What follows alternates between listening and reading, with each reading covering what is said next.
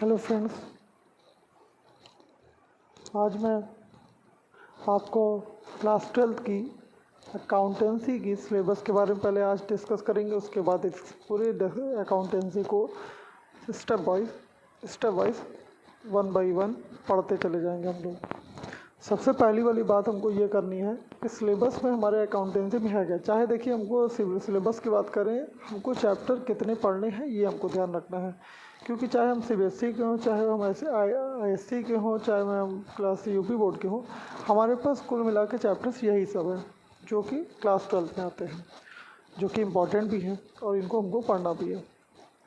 तो सबसे पहली चीज़ जो हमारे पास है वो है हमारे पास सिलेबस के पास। पहले हम आपको दो चीज़ बता दें कि पहली चीज़ है हमारे पास part A, part B. Part A में आपके पास क्या क्या है? NPO है, पार्टनरशिप है, कंपनी है। ये तीन चैप्टर पार्ट ए में आते हैं, ठीक है। पार्ट बी में कैश फ्लो है, रेशियो एनालिसिस है, फाइनेंशियल स्टेटमेंट है ऑफ कंपनी, कंपैरेटिव स्टेटमेंट है और कॉमन साइज स्टेटमेंट है। फिर से हम सुन लीजिए, NPO है, पार्टनरशिप है, कंपनी है, ये पार्ट ए में आता है। पार्ट बी में कैश फ्लो है, रेशियो एनालिसिस है, फाइनेंशियल स्टेटमेंट ऑफ कंपनी है, कंपैरेटिव स्टेटमेंट है और कॉमन साइज स्टेटमेंट है, ठीक है।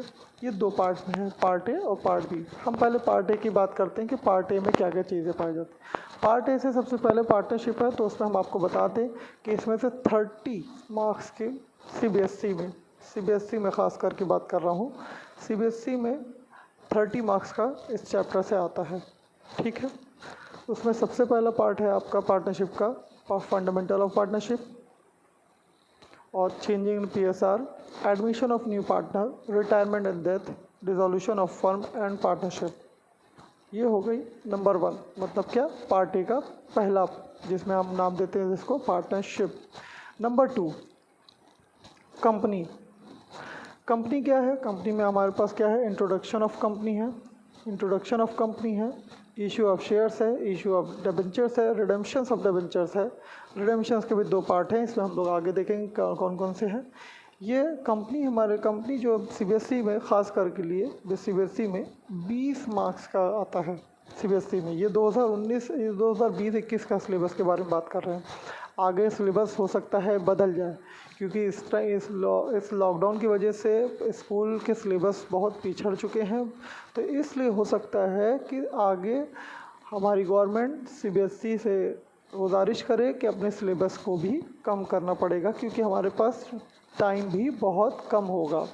बहुत ज़्यादा हम मान लेते हैं कि अगर वो खुलता भी है हमारा लॉकडाउन और स्कूल के खुलते भी हैं, मान ली एग्ज़ाम तो देने ही है, फिर भी हमारे पास ये होगा कि हमको जो है लगभग हमारे पास मुश्किल से 6 महीना या वक्त होगा। तो इसलिए हमारे पास हो सकता है इसमें से कुछ सिलेबस के बारे चेंजेस हो सकते हैं सभी बोर्डों में, चाहे वो UP बोर्ड है, SSC बोर्ड है, चाहे CBSE बोर्ड है, ठीक। नेक्स्ट, थर्ड पॉइंट हमने बताया था ना कि पार्ट ए में आपके पास NPO है, पार्टनरशिप है, कंपनी है। तो यहाँ पर सबसे पहले हमने पार्टनरशिप बताई, उसके बाद आपको कंपनी बता रहे हैं और उसके बाद आपको NPO बताया, जिसमें से 10 मार्क्स का क्वेश्चन आता है, जो हम नॉन प्रॉफिट ऑर्गेनाइजेशन जिस चैप्टर को कहते हैं। प्रैक्टिकल भी आता है, थ्योरी भी आता है, प्रैक्टिकल भी आता है, थ्योरी भी आता है, प्रैक्टिकल भी आता है इसमें और थ्योरी भी आता है। वही एक नंबर की थ्योरी जो आती है आपकी, ऑब्जेक्टिव 14 क्वेश्चन जो जिसमें आप देखते हैं CBSE पेपर में, उसमें आपको 1 नंबर का मिलेगा, जिसमें बहुत तरह के क्वेश्चन होते हैं। उसके बारे में भी अगली क्लास में, अगले जो लेक्चर्स होंगे उसमें हम डिस्कस करेंगे कि हमको किस किस तरह के क्वेश्चंस को पढ़ना है और किस किस तरह के क्वेश्चंस को हमको पेपर में एग्ज़ाम में मिलता है। तो उसी पर हम बात करेंगे आगे, क्योंकि बहुत सारी चीज़ें इसमें हमको देखना भी है, हम लोग को इकट्ठा करना पड़ता है, टाइम बहुत कम है। चलिए देखते आगे। पार्ट बी में हमारे पास जो है वही पार्ट बी में देख लीजिए। सबसे पहले पार्ट बी में हमारे पास कैश फ्लो, जो कि सबसे आखिरी चैप्टर आपके CBSE DK गोयल का।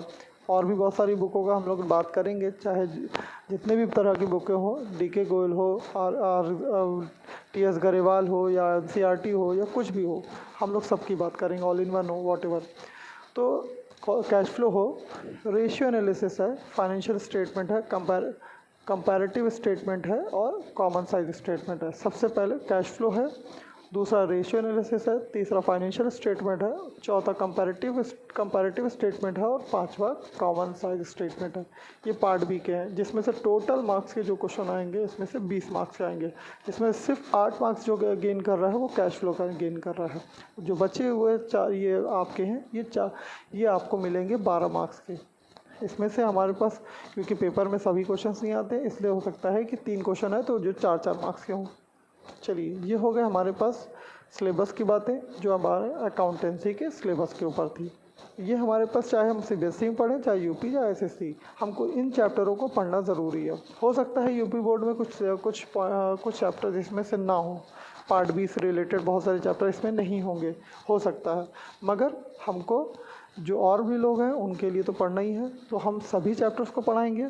और जो यूपी बोर्ड के लिए ख़ास करके लिए यूपी बोर्ड जो हमारा है उसके लिए भी जो चैप्टर्स उसमें हैं, उसमें कुछ चैप्टर्स 11th के भी पाए जाते हैं, तो उनको भी हम लोग देखेंगे, तो उनको भी हम लोग देख लेंगे, जो कि आसानी से आपका जो है दोनों का आपका क्लास 12 का सिलेबस पूरा हो जाए।